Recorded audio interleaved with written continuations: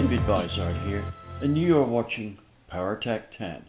In this issue, I want to deal with air filters, and K&N air filters in particular. Now, let me tell you what's prompted this. I'm a big fan of the Project Farm series of videos.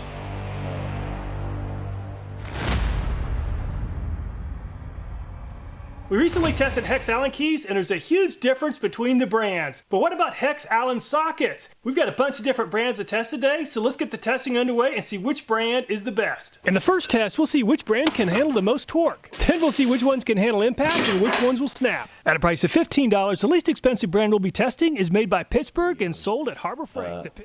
This guy, and please excuse me, I've forgotten his name, brain surgery again, right? But he does a fantastic job of testing stuff that you and I would not bother to test because we have not got enough incentive to do it. We'll just buy that apart we think is going to work and go with that. Things like, I don't know, I'm going to pull something out of the hat here, saw blades, right? And he does a great job. The guy's ingenuity is second to none. However, if you look at the videos, you have to ask yourself, how accurate is he? Well, let me make a point here. He tests with the same mental, how shall I say, mindset. Yep, that's the words I'm looking for, that I do. He tests and you get to see the results. He does not give an opinion other than the fact there's slight opinion involved in the summary at the end. But that small amount of opinion is based totally on those test results, and it's a summary to help you make a decision. So now this is the same test strategies that I use. I dyno test stuff, or I test it, and you get the results. You do not get my opinion unless I go to great lengths to make sure I am giving you just an opinion. All those numbers are from Mr. Dyno. They're not my opinion. That's important for you to remember. You know, the reason I bought a dyno, and at the time I think I was probably the only guy who wrote articles, and I'm going to avoid using that word journalist, but wrote articles on the scale that most professionals don't even aspire to, that actually had a dyno. Because the amount of BS delivered by the industry is unbelievable. Yeah, I still can't get over that. But anyway, so my point is this. Is our Mr. Project Farm right every time? Well, I cannot say whether the conclusions drawn by the testing are representative of what we actually see. I'm damn sure that 99.9% of the time he's right on the money. And do I use his advice? Oh, sure I do. That's how confident I am. But there's one thing that I was watching on there when he did an air filter test. I'll put the link to it going across the bottom. And I realized that he made the same mistake on testing the filter, the K&N filter, as virtually everybody else that I'm aware of has made. You see, the K&N filter is not just a tack barrier. That's what a paper filter is. A K&N filter is an active filter. And that means that regular filter tests do not apply to it. I'll go into that now, but first, the chronicles of DV's experiences starting from square one with K&N filters. So here we go.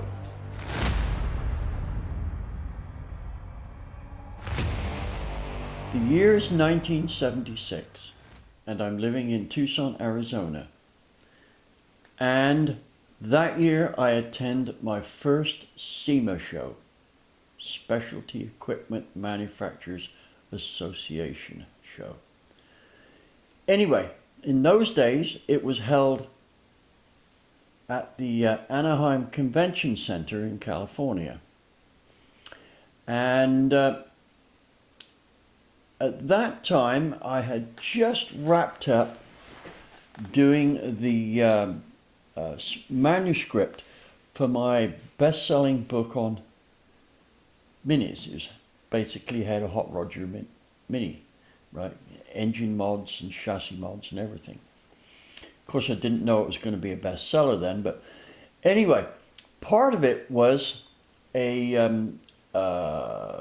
expose on air filters, mainly those available for minis.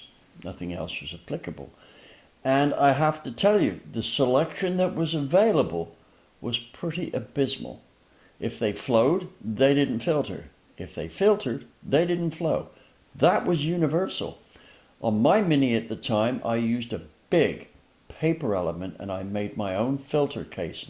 And that's what I raced on. That filter case actually increased the power slightly, right? I told everyone that I was sacrificing a couple of horsepower because I couldn't afford to rebuild the engine right now. They all bought it because that's what they expected. Anyway, whilst I'm at the show, I come across K&N air filters and I get to meet the boss, Kenny Johnson, who later becomes a very good friend of mine. Kenny's one of those few people who's not only a good practicing Christian, he also is a very good person. Anyway, the thing is that we got talking about air filters. Who'd have thought? And I said to him, what do they flow like on the flow bench? And he says, well, we don't have one. We know they flow all right because they don't lose any power if you get the right size on there. So, of course, not knowing anybody at K&N there and being aware that there's a lot of BS in the industry, I thought, man, that's a good excuse. And I said, tell you what, I've got a flow bench, send me some samples and I will flow test them and let you have my test results. Anyway, I got back to my shop, which I was, actually it wasn't my shop, it was my friend Denny Wyckoff's shop, and he let me share it with him. And about 3 weeks after the SEMA show, he gives me a call at my office and says, there's a box here for you, a big one. What, really? I'm not expecting anything. I said, how big is it? He said, well, it's pretty much comes under the heading of giant. It's about 8 feet long, about 5 feet wide, and about 4.5 feet high. And I said, that's big enough to get a small boat in. He says, yeah, it is. He says, you better come and open it. So I went over there, and sure enough, it was from K&N. When I opened it, they had sent me virtually one each of every filter they make for cars and trucks. And I thought, well, I can't possibly test all of these, so I selected those typical for a small block Chevy because I was working on a small block Chevy book, and sent the rest back, right? Then I started flow testing a couple of filters. I think it was like a 10 by 4, a very popular size for a small block Chevy equipped vehicle anyway. And sure enough, those filters flowed really well. I mean, they outflowed everything else by a huge margin. So this left the question of how well do they filter. Well, I called up Kenny on that, and he says, everybody whose engine lasts on the Baja 500 and 1000s are using our filters, right? They can actually run that event in those terrible volcanic dust conditions without having to change them, or even do anything else but maybe knock the dust off them. So I thought, well, they flow pretty good. And so anyway, the next time I saw him, which was only a few weeks later, I said to him, so have you got a dirty air filter? Right, and I'll check to see if they flow. He says, well, not really for a before and after, right? And I said, how do you know they flow? He says, oh, they do. You know, he says, even with 1/8 of an inch of dirt on. And I said, whoa, Kenny. What you're trying to tell me here is your air filter knows how to select the dirt that actually allows air to go past both the dirt and the filter element, right? That's a pretty clever trick. I mean, this must be an air filter with artificial intelligence. And he says, well, I don't know how it all works, but it does. So anyway, he says, we're going to test for the Baja 500, right? He says, I usually do a pre-run deal in my Baja buggy, Volkswagen Powertec, right? So what we did there was do a filter, right? And I, unbeknown to them, I smeared a bit of oil on the inside of the filter case and put my initials in there. The case was then wired shut with seals, right? Which I overlooked. So I knew it couldn't be tampered with. Until the next time I saw it. Well, they ran the Baja pre-run thing, and meanwhile I went back home to Tucson, from California to Tucson. And about a week later they called me up and said, okay, we've run the run, come and take the filter off and take it back with you. So I went to their Riverside plant and took the air filter off, checked to see that it was untampered with, and there's my initials inside with not a speck of dust that I could see on it. But the outside had anything up to 3/16 of dirt, that very fine volcanic dust. So it was easy for it to fall off, and I wanted to get this home without disturbing that dirt. So what I did was I got a cardboard box of the right size, and I put cotton in there, and it hung the filter inside so it wouldn't touch anything. Then I closed the box, and then I went down to Ontario Airport carrying this box, right, to fly back to Tucson. It's only about an hour and a quarter flight. And anyway, I got to the security, and you know, those guys knew that had a bomb in it, that box. They knew it. You couldn't believe. I said, no, I got to carry it on. What is it? What is it? It's an air filter. You don't have to be that careful with it. So anyway, eventually I showed them what it was, and then they wanted to see inside it, right? But so I took the air filter on.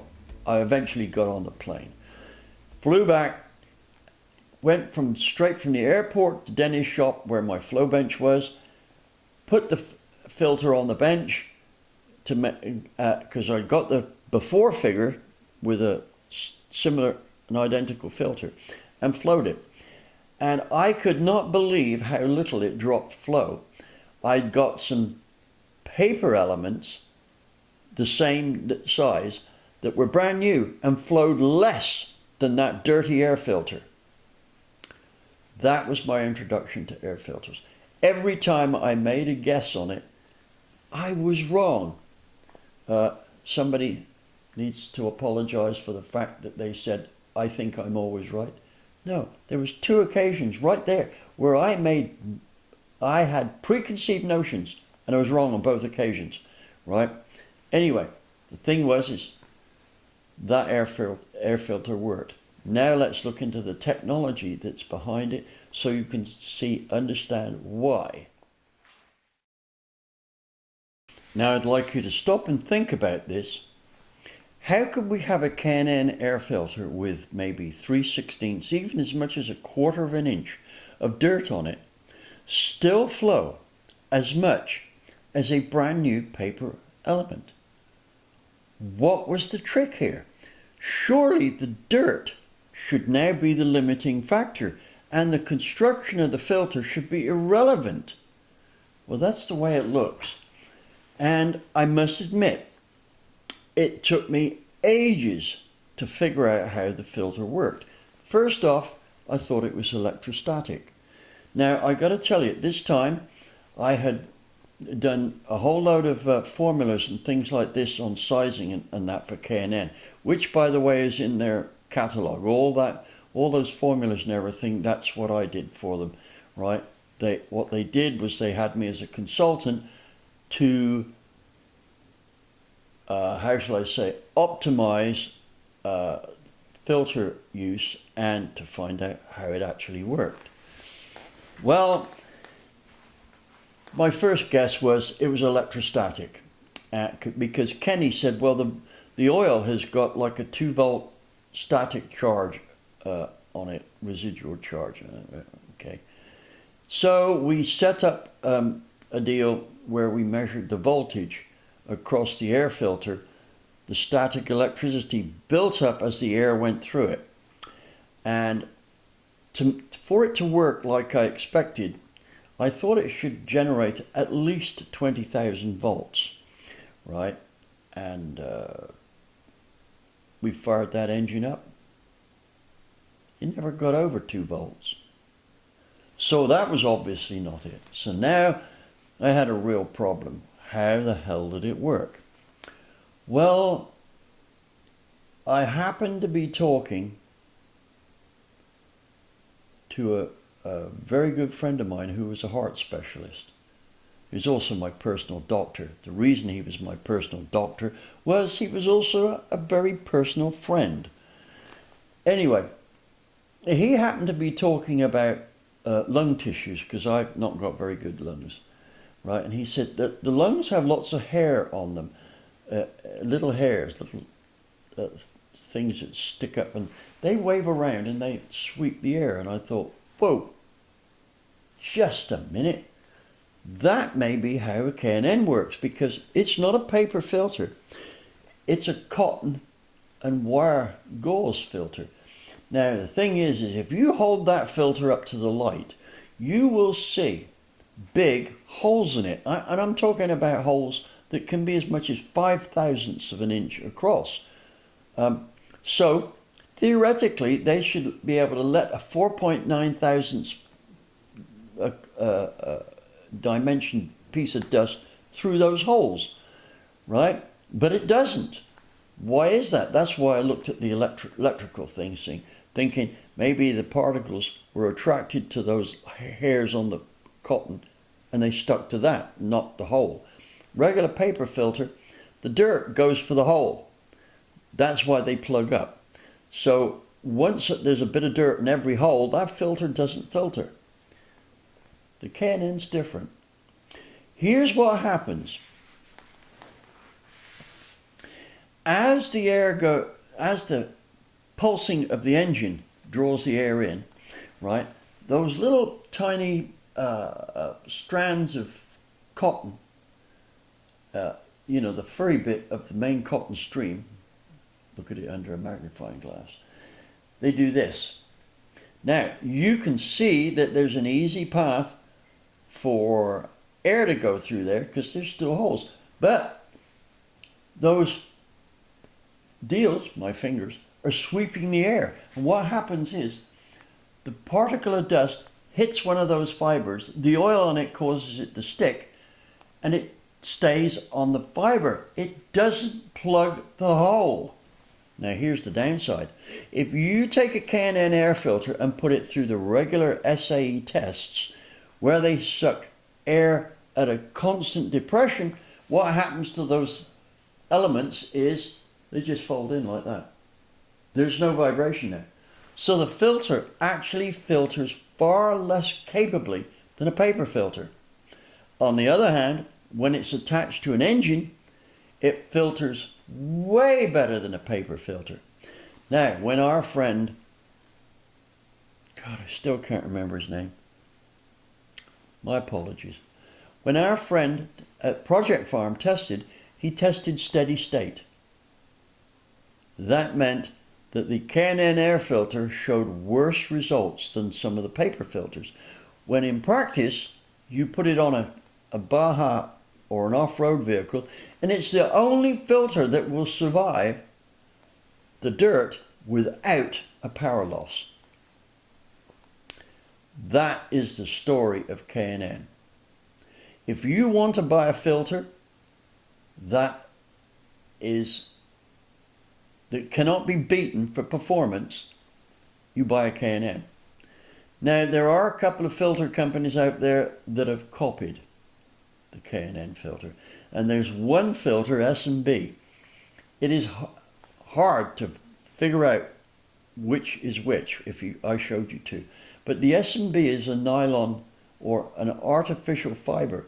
It doesn't have this. It doesn't filter very well and it doesn't flow very well. Now, there's a lot of other filters out there. There's a green one out there that's made the same. I say a lot, there's several, right? But if you are not sure of how good the filter is that you're going to buy, just do yourself a favor and buy a K&N. Thank you for watching.